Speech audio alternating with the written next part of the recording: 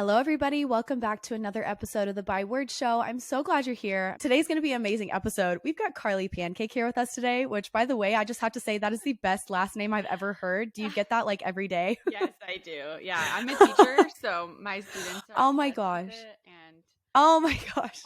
yeah, pretty much anyone who hears is like, "Is that real?" But yeah, it's a really fun last name to have, especially when you're working with kids. Oh, yeah. That's amazing. So, for those who don't already know you, would you just quickly introduce yourself and tell us a little bit about what you do? Yes. So I do a lot of things. But I graduated from college in 2014 with a degree in Spanish, which is kind of random, but I really loved the language, and studied abroad. And I was a teacher for 8 years before I decided to quit and homeschool my kiddos. So I have 3 kids. 2 are adopted from foster care. 1 is 17, 1 is 14. And then I have a biological son who is 1. So it's kind of crazy town over here. But yeah, the last couple of years I've been homeschooling. I teach and tutor Spanish. I write at carlypancake.com. And I just recently released my first devotional, so on Isaiah 58.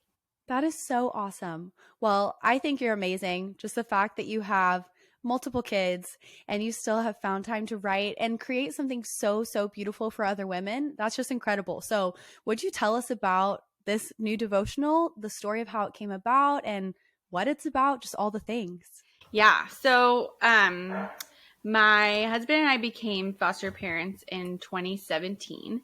And we had opened our home to 5 to 11-year-olds. Our very first call was a call that they told us that it would not be a temporary placement. It would be a permanent placement, and that it would probably result in adoption. And so we had to decide right away whether we were only 26, not parents. Wow. And so we had to decide, did we want to be like all in?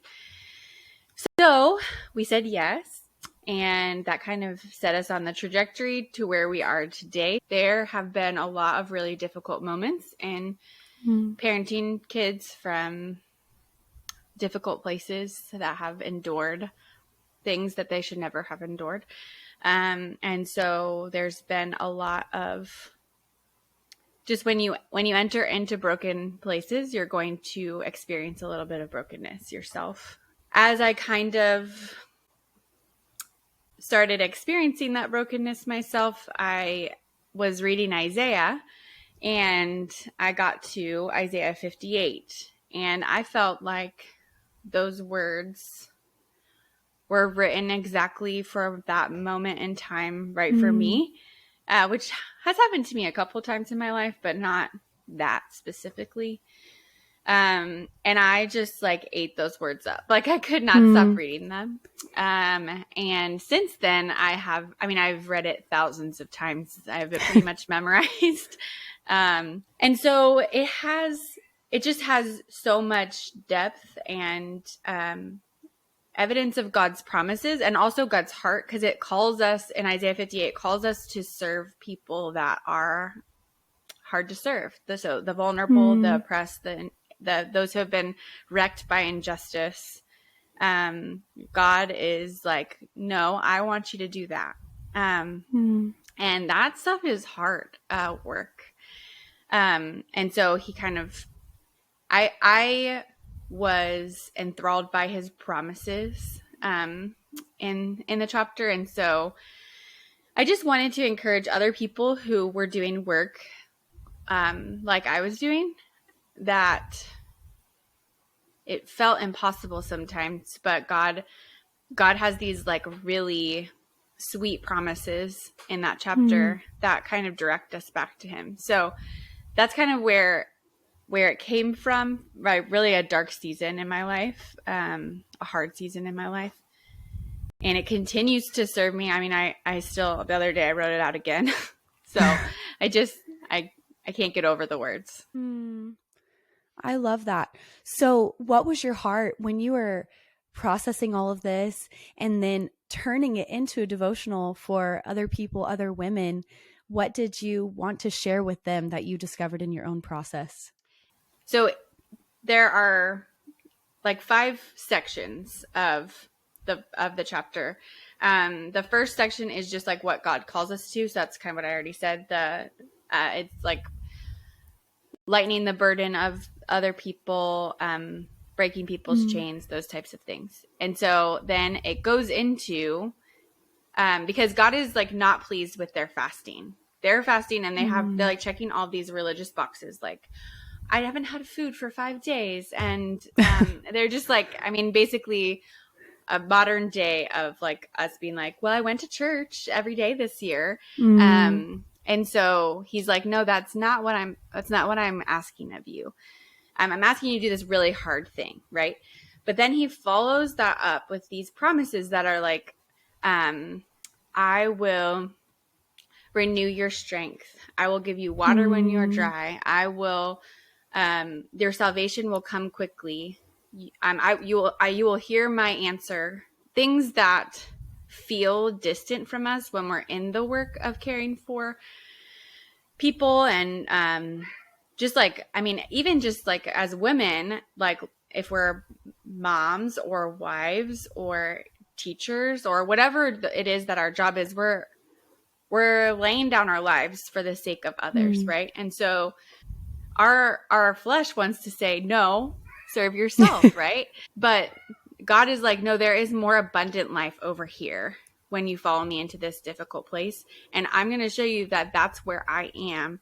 You're going to find me there. And then at the end of Isaiah 58, this is the part that I feel like is so necessary for women. But at the end, he's like, okay, yeah, I called you to do this. I'm going to be there for you. I'm going to give you an identity and a purpose by being a well-watered garden and an ever-flowing spring, right? But then he's like, and you also need to rest. You need to surrender the work that I've given you to me because it's not your work to begin with. I am going to finish what I started. You are on mission with me, but you are not responsible for the end product, right? And so like learning to find our rest in Christ, not just like resting on the couch or doing what fills us up. Like those things are important, but like finding our rest in the God who made us and who frees us to do that, to rest like that. That's so good. I really love that because I think you're right. It's so easy to get caught up in going through the motions of being a good Christian, checking all the boxes. I mean, there have been seasons in my life where I feel like I'm doing it all right on paper. I'm doing great. Like I'm going to church. I read my Bible. I pray for people. I'm a nice person, like all of those things. But at the end of the day, I feel like even when we're doing those good things, just like you said, we really miss out on the abundance that comes with being willing to step out and do the hard things. But like you said, I feel like this really is the most beautiful picture of how God operates because, yes, He does call us to do hard things, but then He's the one who empowers us to do it. Like you said, He gives us strength and He gives us rest. And it's just this beautiful experience that we really don't like. I just think about how we don't really get to know God as healer until we get into a moment in our life where we need healing. Yes. Right? Or we don't really get to know God as a provider until we're in those places where we actually need to be provided for. Yeah. Yes. And it's the same thing. And I just love that you are inviting women into this opportunity for more, even though it requires doing a hard thing. Yes.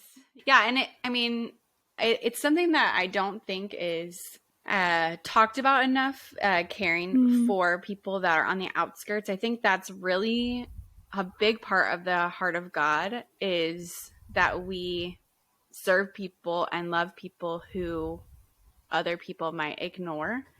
And that is like really scary. So like a lot of people are like scared of foster care because of what they've heard about kids that are in foster care and parents that have their kids in foster care and what that looks like. And I'm not saying foster care is the only way to do that. There are millions of ways that you can serve the vulnerable. It's just one way.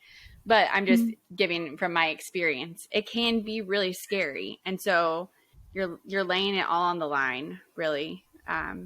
Your whole life is on the line. And so it's like, is God really going to do what he said he is going to do? Like, is he going to show up for me? But I mean, I take heart in the Philippians 1:6. Like, I don't think it always looks like even now we're no longer foster parents, we're adoptive parents.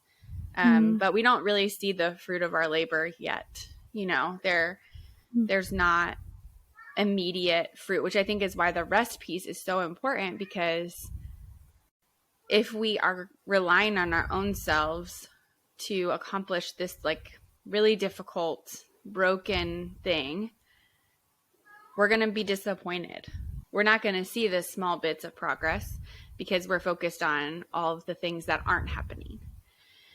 Yeah. But rest allows us it gives us space to see what God is doing, even the smallest little bit, and to keep moving forward in what he's called us to, even when it doesn't make sense. Yeah, that's such a good point. I think you're so right, because even when we are in that good Christian mode of checking all the boxes and having the good routine, that even becomes focused on yourself or focused on outcomes. And you're so right about how a lot of the times, like, doing what God really is calling us to do requires getting outside of ourselves and getting a little uncomfortable.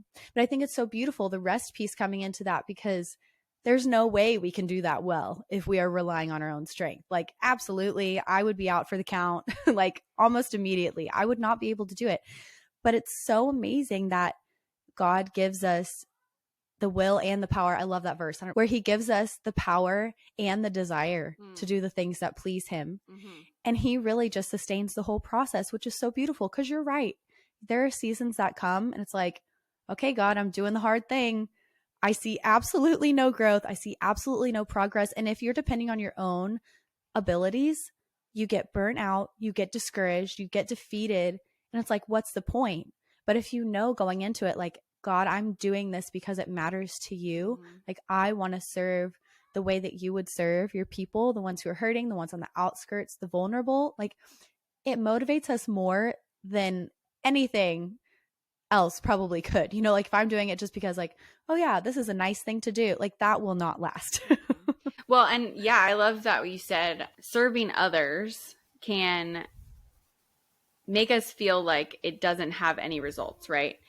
But like, when we are serving God, our results are not based on what is happening in our service. Does that make sense? So like I love that you said that, because when our motivation is serving the Lord and making him our delight, like, as we serve others, our goal is still to serve the Lord through serving others. And so I think it can be really easy, if you're doing this hard work, it can be really easy to like measure your success. Like, okay, well, we've seen like less behaviors, or we've seen more people come to the soup kitchen, or we've seen whatever it is that you would measure your success in. But God is like, that's why he calls us to that rest, because he's like, it doesn't matter. Your job is just to do your job. Your job is not to see what the result is from doing the job. Even though that feels good and sometimes we can see a harvest, it's not always going to happen that way. And so we have to keep motivated somehow. I want to read this section from the rest section of that verse. God gives us promises when we're doing the work, right? But he also gives us promises when we rest. So it's like, it's just, he like elevates it to the level of, our doing is just, or our being is just as important as our doing. Our resting is just as important as our service. So he says, keep the Sabbath day holy. Don't pursue your own interests on that day, but enjoy the Sabbath and speak of it with delight as the Lord's holy day. Honor the Sabbath in everything you do on that day, and don't follow your own desires or talk idly. Then the Lord will be your delight. I will give you great honor and satisfy you with the inheritance I promised to your ancestor Jacob. I, the Lord, have spoken. So like when we rest, we recognize that our delight is in the Lord and not in our results. Our delight, and that he will satisfy us with his inheritance, not from the inheritance of what we can see from our own labor. Wow. That's so good. And I mean, that in itself is a hard thing to let go, like detach our worth, our success, our motivation from the results. Oh my goodness, that's a hard thing for me to do.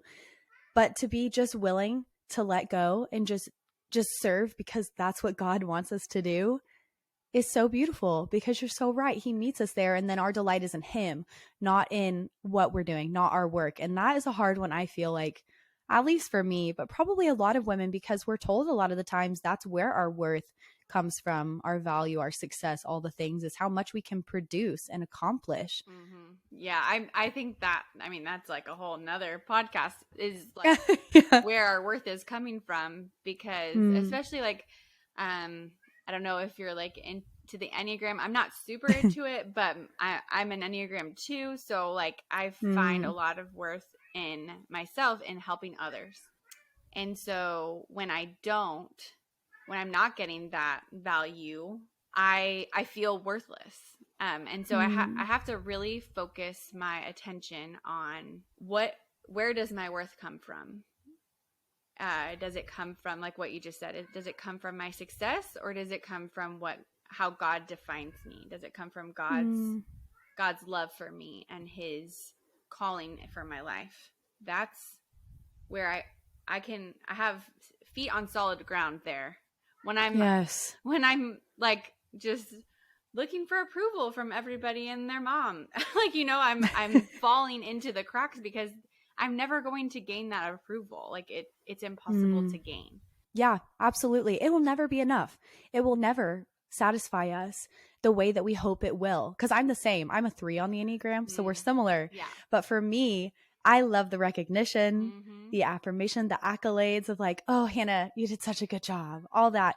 And it's just so empty. If I put Yes. all of my worth and all of my life and my purpose based on how people respond to me, that's just so empty. So I think that's beautiful, because I've been in a long journey of discovering how important rest is in my own life. I'm very much a go go go, gotta work, gotta do all the things kind of person, and I've just found that if I'm not prioritizing rest, I so quickly forget the truth about my identity, the Mm. truth about what God is even calling me to do, like the things that really matter. So I love that rest is a central theme of this study, because I feel like rest even helps us be still enough to remember his promises or to hear his promises and all of those things. So that's incredible. And along with that, I know some other themes in your book are God's promises, worship, rest. What do you wish women knew more about those things? I think I'll start with worship, because I think that we've in our society have in our Christian culture in America have wrapped up what worship is in this tiny little box. Like, this is worship. Mm.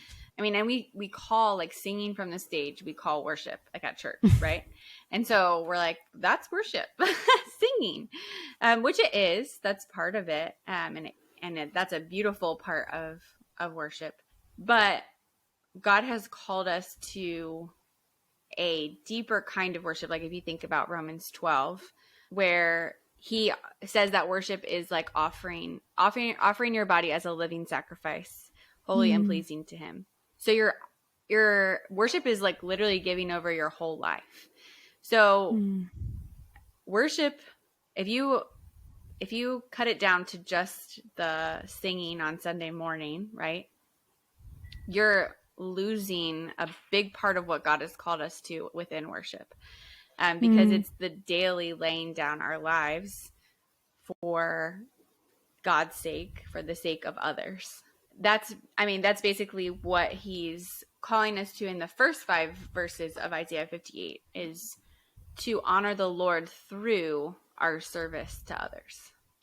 Mm. And that's not the only way. I mean, I think Isaiah 58 is a very specific, like he's calling out their like wrongdoing, because they're doing the thing where like kind of like the Pharisees, where they're like, I keep my hands clean, and I'm trying to think of like a modern version of this Yeah. without being like really down on people, but like kind of like, I go to church, I serve in the children's ministry, I check these boxes, I read my Bible every day, which are all important parts. Like, he's not saying don't do that. Right. He's saying that when you have a life transformed by his gospel, right? If your life is transformed by the goodness of God, then it's naturally going to overflow into service of others, Mm, and mercy, and reaching out to people who otherwise would be forgotten. right. So I wish more women recognize that worship is just it, it is a specific calling on your life to lay down your life for others. And that can look Mm-hmm. a lot of different ways. So I'm not saying that everybody needs to be in foster care, but like Mm. everyone needs to do what God has called them to do, in that realm of vulnerable people.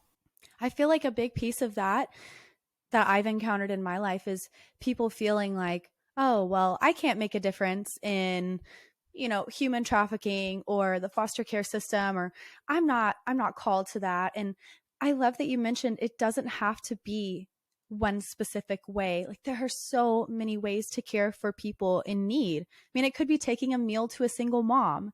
It could be, just babysitting someone's kids for a while so that they have support to go to work or do what they need to do.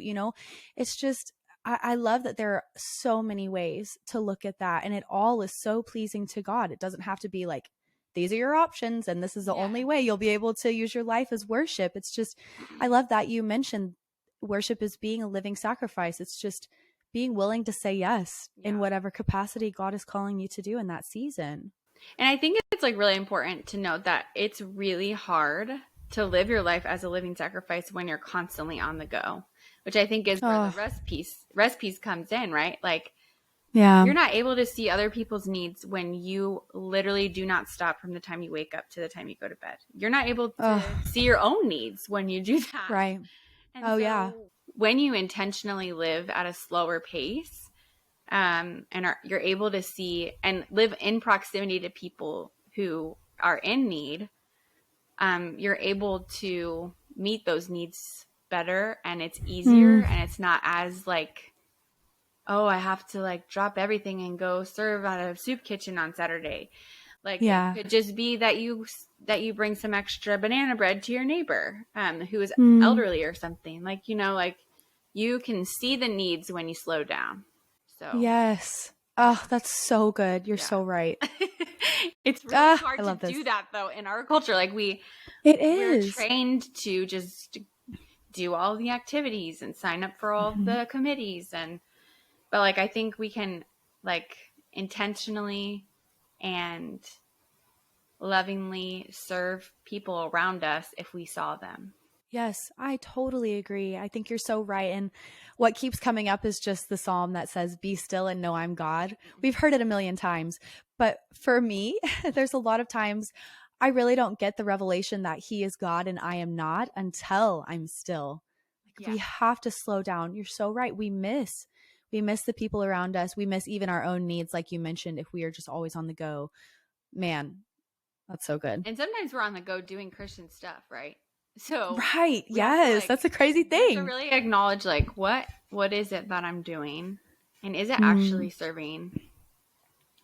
serving others? Is it actually serving God? Or am I just doing it because it marks the check off? Yes. So how do you find the balance there? How do you, number one, get still? Like that is an art in and of itself. But then how do you determine in your own life, especially as a mom, what to say yes to and what to say no to and all of that?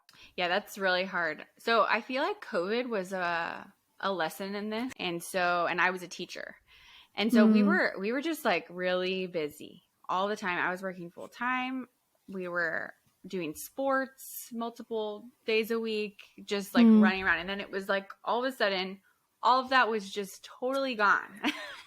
yeah. And I think everyone experienced that to some extent, but Mm, I witnessed really a huge transformation in my family of just like mm, closeness and bondedness, and I felt like I had been holding my breath for I guess it was at that point it had been 2 years of having both kids. Mm. And it just like everything just released. I felt so Wow. light and fun and silly with my kids. So it was just kind of an entry into a new season for us. Mm. I just started considering like what would it look like for me to quit my job. Obviously things picked back up once COVID shutdown released. Mm. But I still tried to maintain that feeling of just connectedness as a family, but also Mm. having enough. It's almost like when you let kids have enough like space to be bored in order to come up with a crazy activity. Um, Yeah. like we almost need to give ourselves enough space to be able to think about how we can serve others. And so, Mm. like if I was just making a meal, I would think about like simple little things like, can I make 2 of these? Can I invite somebody over? Or just like thinking about intentional ways that I could connect with my kids. How can Mm. I lay down whatever it is that I want to do in this moment and think about what it is that they need? And usually in serving, even if I was like tired or something, in serving them or serving my neighbors, I was invigorated to do what Mm. God the rest of my day. It kind of like it gave me motivation to continue that work. So I feel like I'm definitely no expert in saying yes and no. I'm my husband's a pastor, and so at our church, asked to serve a lot, which is okay. That's just kind of how it goes. But I've had to be like, okay, this is where I feel like I'm really good at serving with teens, right? I'm really good with serving with Mm. kids.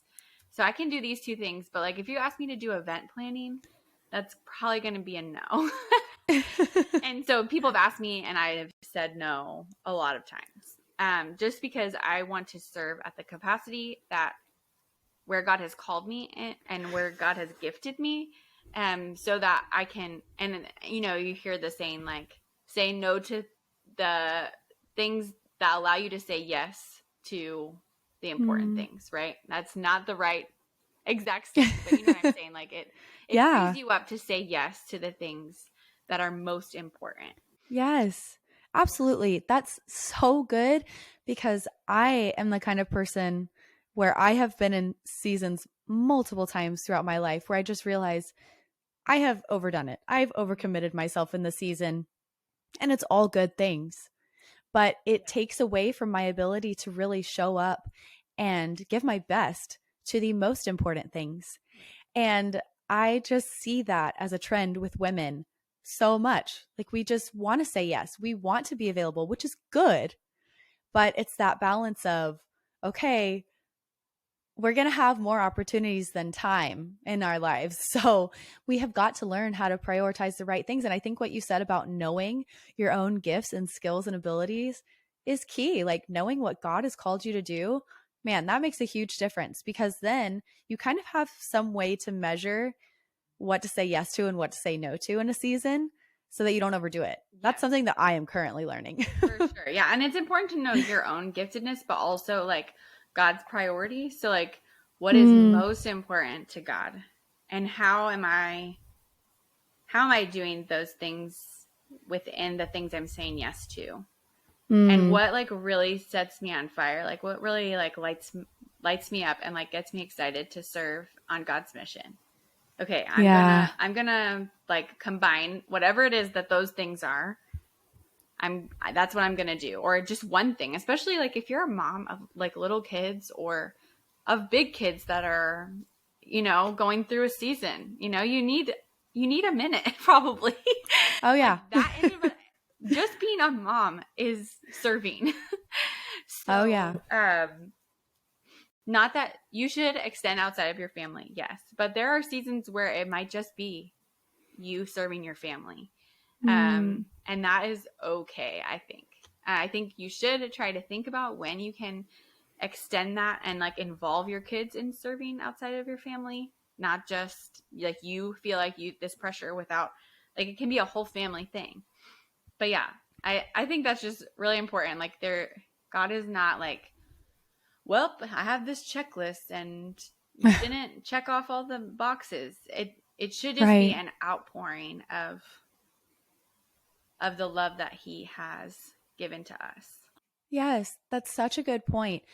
And I'm glad you brought that up about certain seasons just needing to be home more, needing to give your family your priorities, because I've talked to women and I've felt this way at times too, where sometimes feeling like when you pull back, it can almost feel like you're failing in a sense because you're not doing as much or you can't do as much in a season.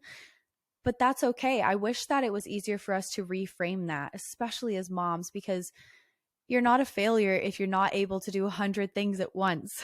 No, no. There are And seasons where less is more. yes, there is immense value in serving your family, Mm. because raising kids is not easy. And so raising kids that are emotionally intelligent and love the Lord, and you can't really control any of those things. You can teach them as much as you can, but like Hmm. there's just a sense in which I think a lot of times women don't think that their home work is as important as their outside work. But I think it's flopped. Like Mm. our society says that your work is more important. And I don't know that it's really a comparison because they're both important. Right. Um, but it's just as, if not more important, your family. Mm. Because like that will impact generations. Like the way that you parent and love Absolutely. your kids and mother your kids is going to impact generations of people. And I can see that probably a little bit. It's easier probably for me to see it because I can see the generational curses that are being broken through Mm. my kids that are older that came to me through Hmm. foster care. Yeah, that's really good. And that's it's such a good and I feel needed perspective shift because you're right. Like what we do at home really is kind of, I don't know, the way that I've been learning to look at it now, especially now that my son is 3 and much more aware of what's going on and when mom is working and all of that. I just, I never want it to get to a point where my son dreads me working or is like, oh, mom's always busy, to where he knows what I'm doing is important, but I never want him to think it's more important than him. I never Yes. want my work outside of the home to be more important than my work inside of the home. And that's something that I've had to wrestle with as an Enneagram 3 because I love my work. I Mm-hmm. love what I get to do. I'm passionate about it.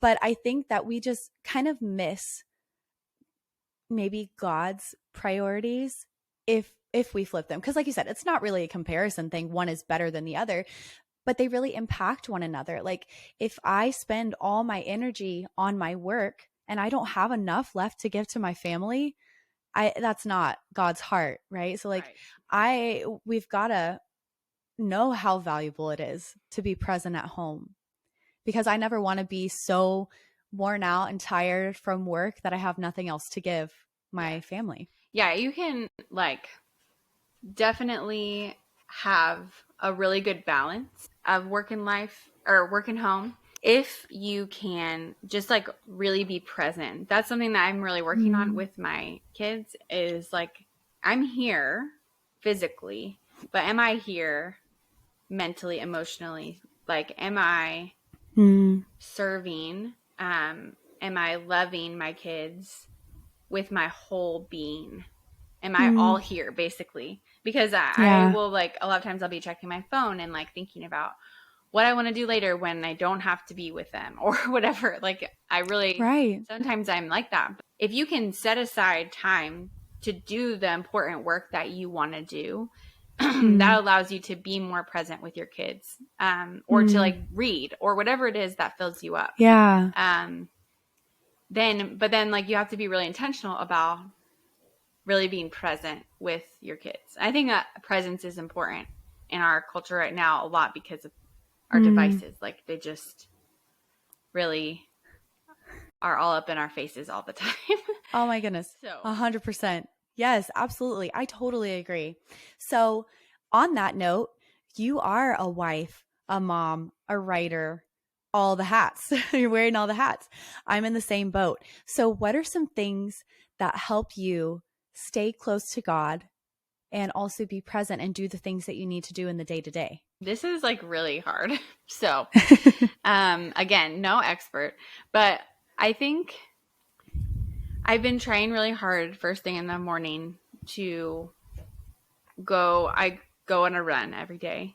And I listen to my Bible while I do that. And that's just like something that I love mixed with something that I also love, but also like is necessary for me to be able to live out my day.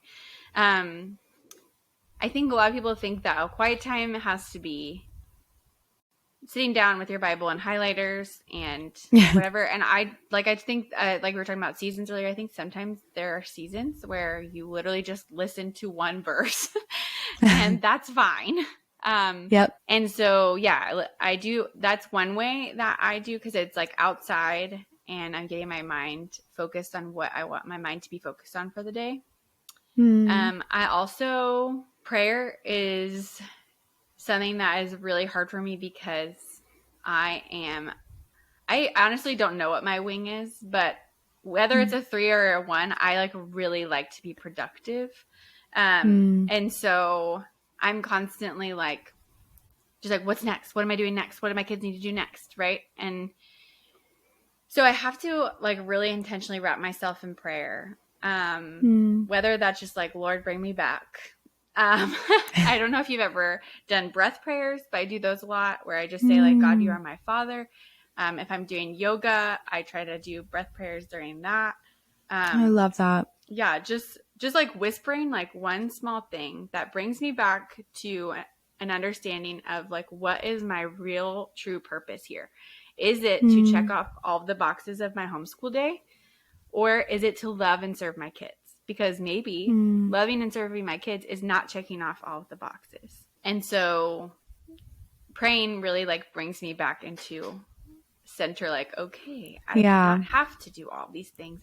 I can, and it would be good to do these things, but like, it's not a race to get it done. Yes. That's and so good. Last week I had a really difficult situation with one of my kids, and I could not figure out what to do. I just felt at a total loss. And so I decided that I woke up, and it had been 2 days of just like really intense, like not great home life. And so I just decided like, I can't do this without the Lord. And so I just was like, okay, I'm going to pray and fast until lunch, until dinner, because I believe that God will give an answer and he will restore this somehow. And that seems, I think sometimes fasting can seem so scary, because it's like, food is what I rely on, and it's like what gives me comfort, right? But really draws us into his presence, and reminds us that he is our satisfaction. Yeah. And when I did that, it really did like bring me so much peace, because every time I'm hungry, I am reminded to pray. So just like more intentional prayer when I fast. So I would say those are the things. And I'm not saying that like I do that. I'm not very regular with that.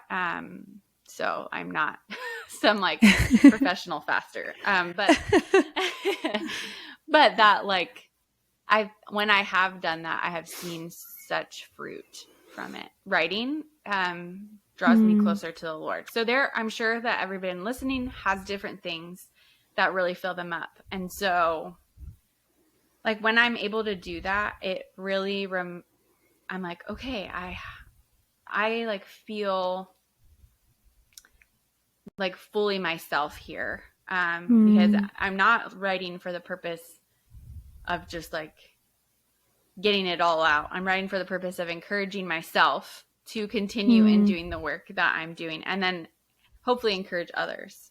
And so it just reminds me, it like brings me into a closer walk, because I'm reminding myself of the truth that he has given us. I love that. It's the same for me. That's so good. I think having those anchor things that we know, okay, if I'm having a hard day or I'm in a hard season, I can come back to prayer. I can come back to writing, or the thing that you feel connected to God in.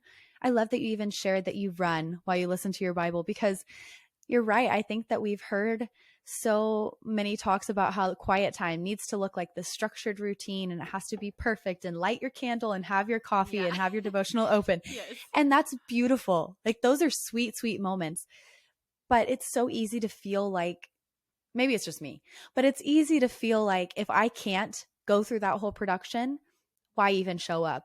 I feel like a failure if I don't tick all the boxes. I feel like I'm not a good Christian. I feel like maybe God's disappointed in me or whatever it may be. But I love that God just meets us wherever we're at Mm-hmm.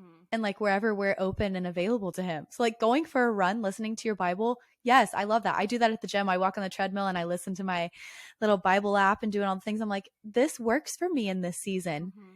And it doesn't have to be a huge production. It's just a part of my routine and it looks different from month to month, day to day, Yeah. depending on what's going on with me, what's going on with my kid, Yep. you know?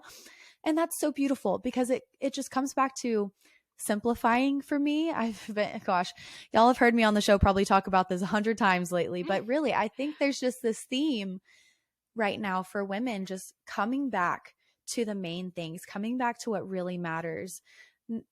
Like not overcomplicating the process like we so often tend to do, but just what really matters, what really matters in the season and what really matters to God. And I think, man, your devotional, I can't wait to get my hands on it because just coming back to worship, coming back to His promises and coming back to rest Mm-hmm. reminds us who we really are, who God really is, and what He's called us to do. So I just love it so much, man. So before we go, I would love to know, is there anything specific you would want to say to a woman who's in a season of just feeling tired, feeling stuck, feeling far from God? I see you. Hmm. um, it's really easy in those moments to feel unseen and invisible. But I think I would just want you to know that the Lord sees you, Hmm. that He sees the darkness and He sees the silence. He knows how you're feeling, and He is not far. Um, Hmm. he does not ever leave.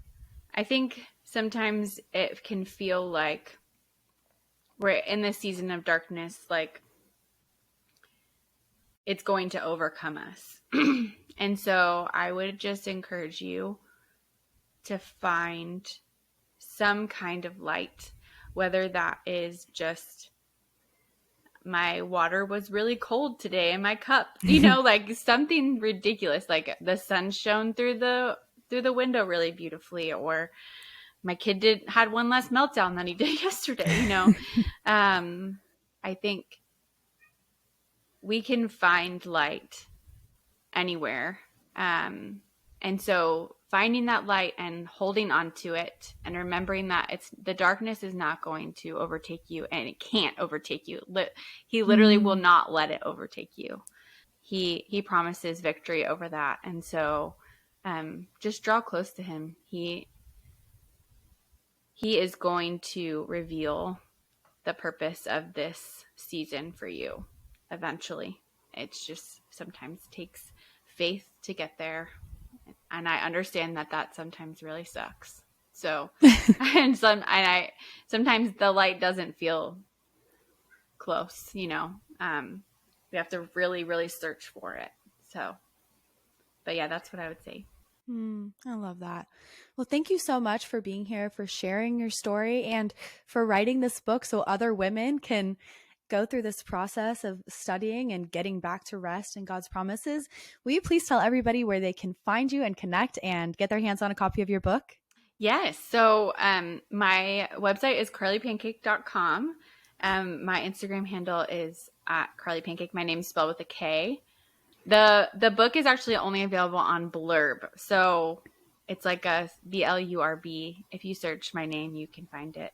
You can also find it on my link tree. So Okay, awesome. Well, you guys, I will make sure to link that in the description so you can go and find Carly, find her book, and get connected. Carly, thank you so much for being here. I have loved just getting to talk with you and hear your story and all that you're doing. Yeah, thank you so much for having me. Thank you so much for taking time out of your day to tune into another episode of the Byword Show. I love having you here, and I'm so thankful for your support. Don't forget to share a screenshot of this episode to let me know you were here. I can't wait to talk again soon, but in the meantime, be sure to come hang out with me on Instagram, and remember, I am cheering you on.